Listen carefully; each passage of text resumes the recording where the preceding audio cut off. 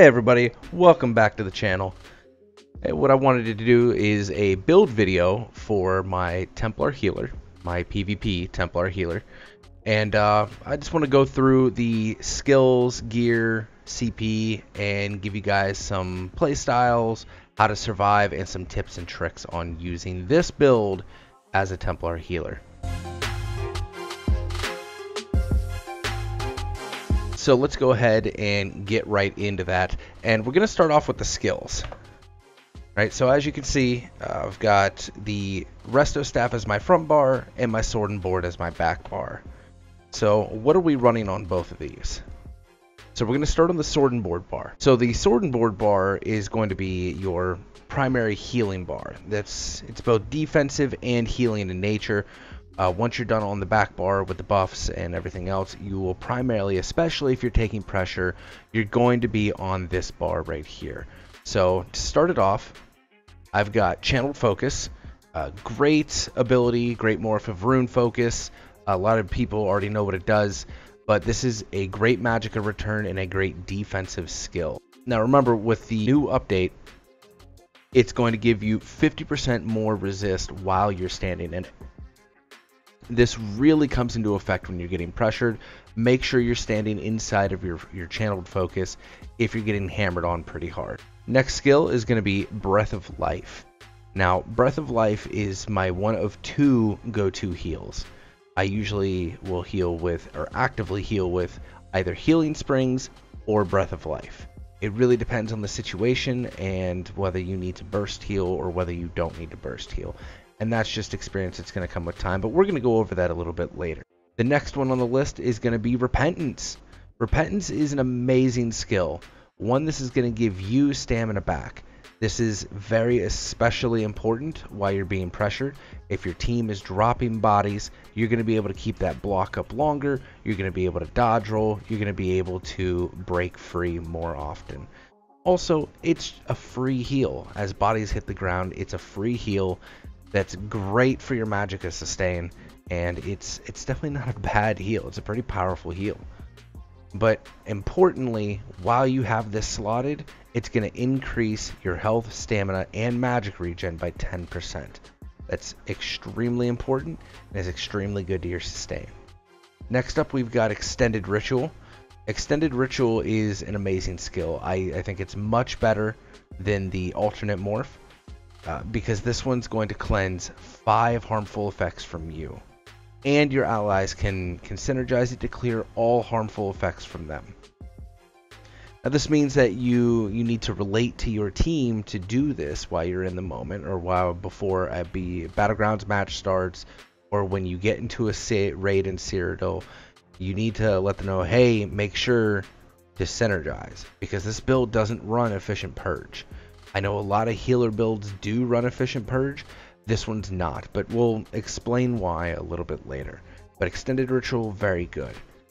More often than not, if I'm trying to save myself, I'm going to be casting Extended Ritual about as often as I'm casting Breath of Life.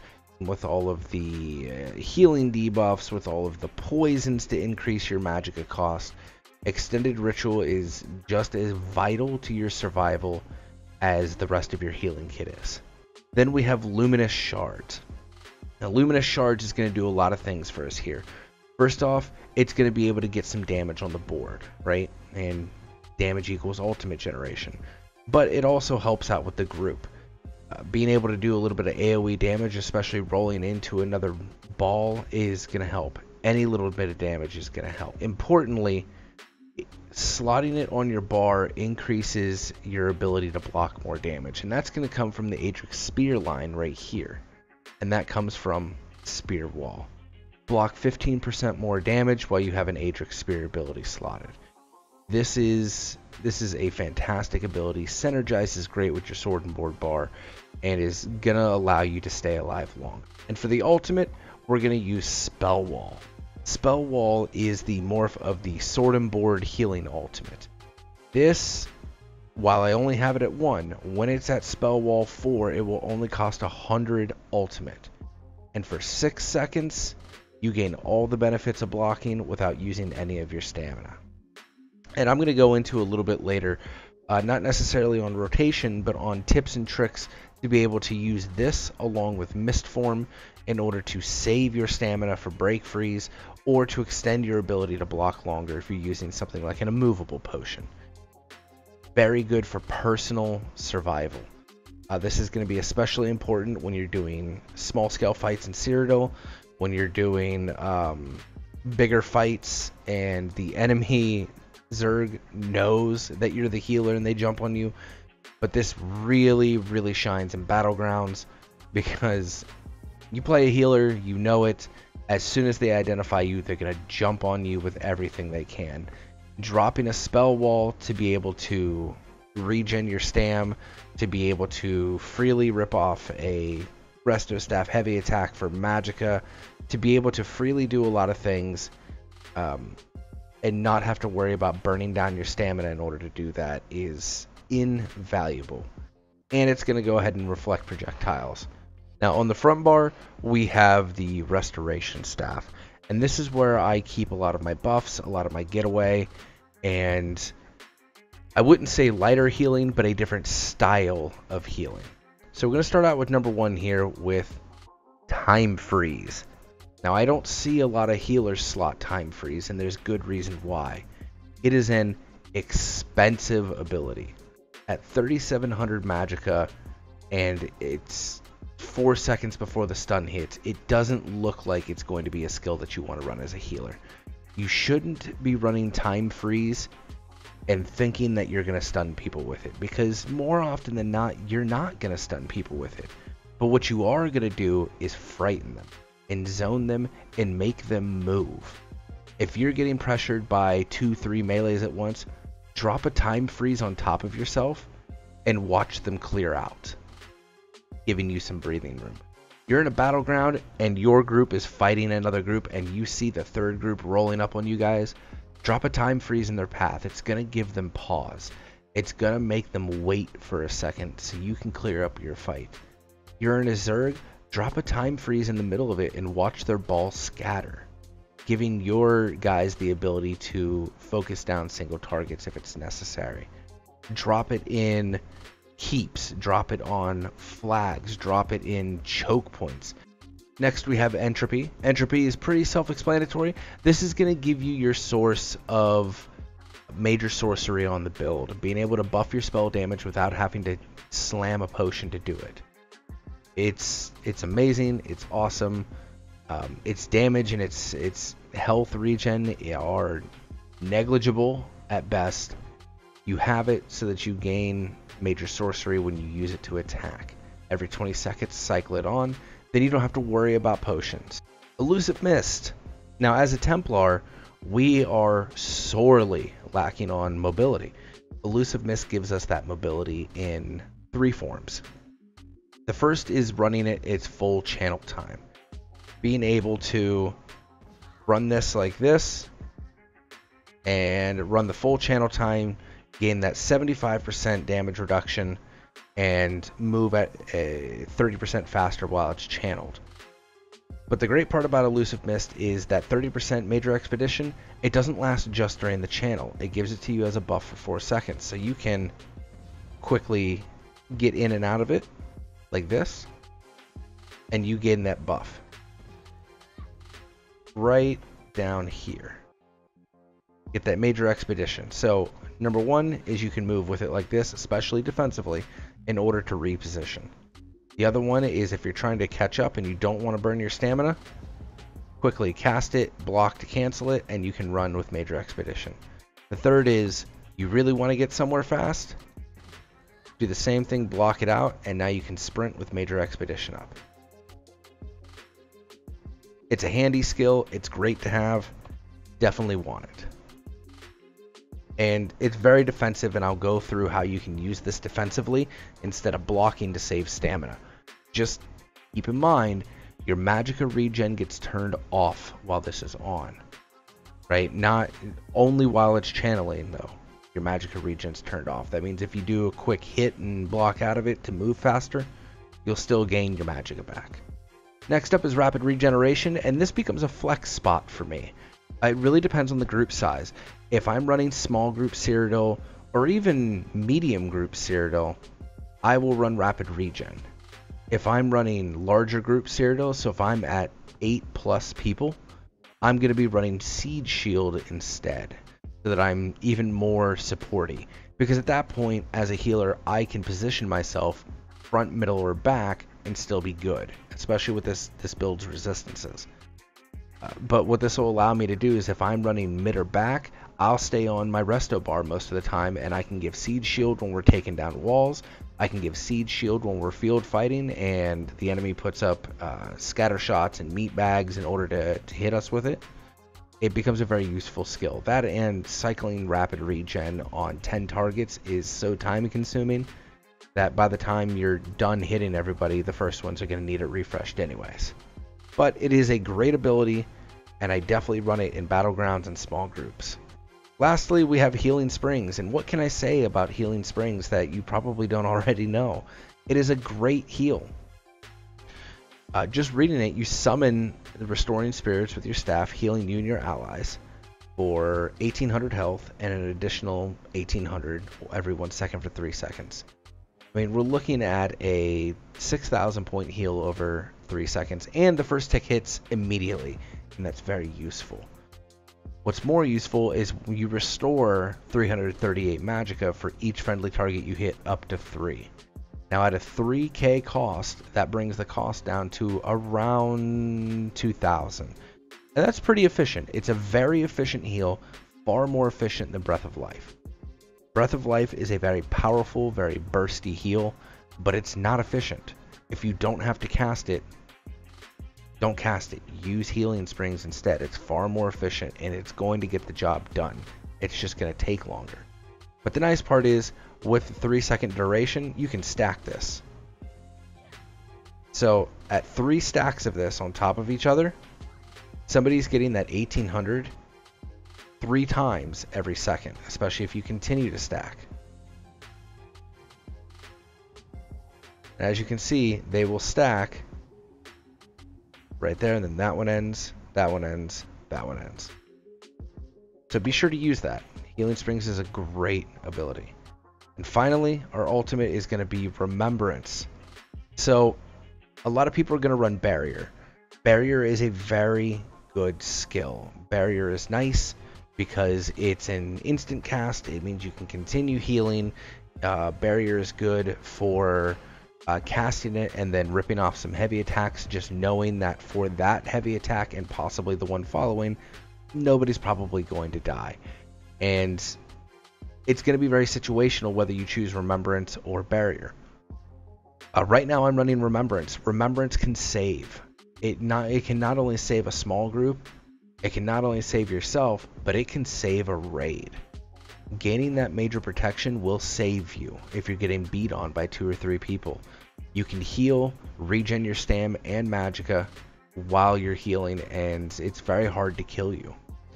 The big downside to Remembrance is mobility. You can't run this in a ball group where you're constantly moving because you're going to get left behind. That's where Barrier really comes in. So it's really situational whether you want Remembrance or you want the Alliance skill, Reviving Barrier. Replenishing Barrier is good, Reviving heals, which is why I run it.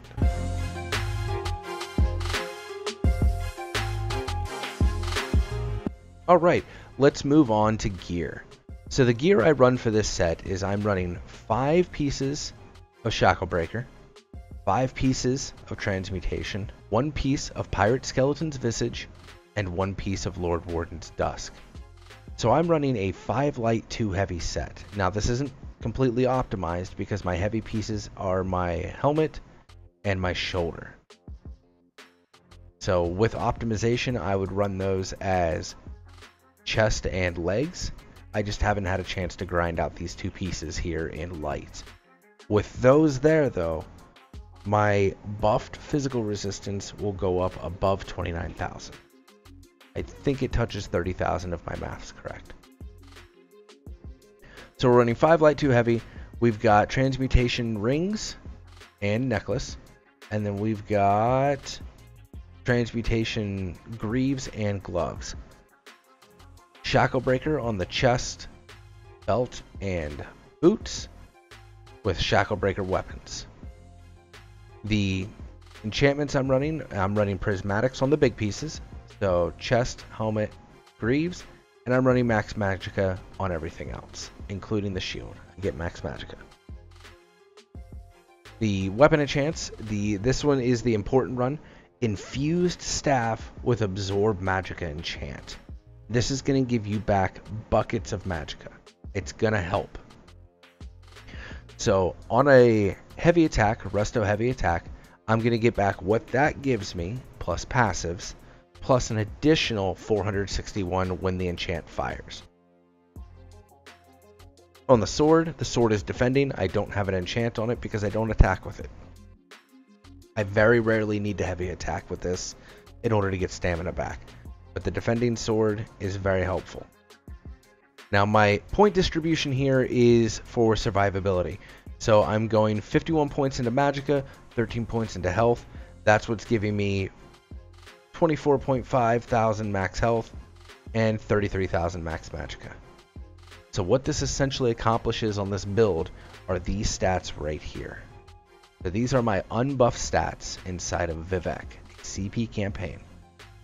32,000 max Magicka, 33,000 on Sword and Board, 24.5 health, a max stam of almost 18,000, a 2386 recovery for Magicka. Health recovery is negated because I'm stage 4 vampire, and a stamina recovery of 816.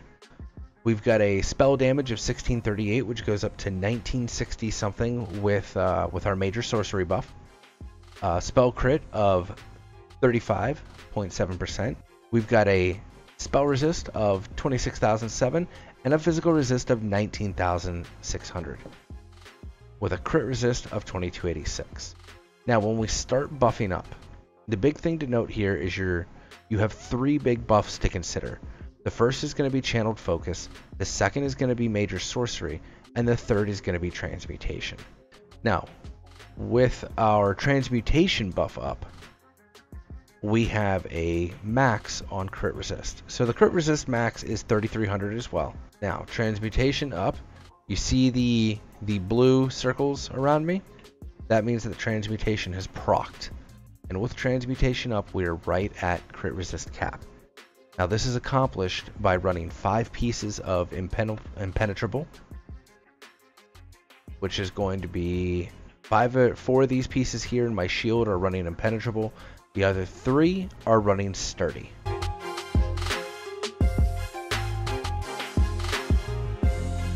Alright, so let's go through CP. We're going to go through, I'm not max CP, but I will tell you where my points are placed. So starting in the Apprentice, Blessed and Elfborn. That's, for the blue, that's really all that's necessary. Get 100 in Blessed, drop the rest into Elfborn. You're going to heal very, very well. Moving over to the Shadow. Shadow Ward, reducing the cost of block, very important for your build. The more you can reduce that cost, the longer you can hold it up without having to worry about it. Arcanist, Magic Recovery, pretty self-explanatory. Mooncalf, Stamina Recovery. So I'm actually going to be clearing this out. However, Stamina Recovery is not a bad thing for you. Break Freeze. Break Freeze are very, very important. I know that your stamina doesn't regen while you're blocking, but when you're not blocking, getting as much as you possibly can in order to break free next is very important. Moving over to the red trees. We're going to go ahead and do Ironclad, which is direct damage reduction, Spell Shield, increasing spell resistance, and crit resistance. Crit resistance, very important. You need to hit that cap of 3,300. Alright, so that's champion points. If you have any questions, please feel free to let me know. So this build here is optimized, or was optimized initially, for non-CP campaigns. So this build will function very well in a non-CP environment. And let me just move over there so you can see what those stats look like. Alright, so here we are in a non-CP campaign, and we can see what these values look like over here. Here we've got 28.5 max Magicka, 22,000 health, and over 15,000 stamina. Our recovery doesn't take a huge hit. We're still at almost 2,200 recovery.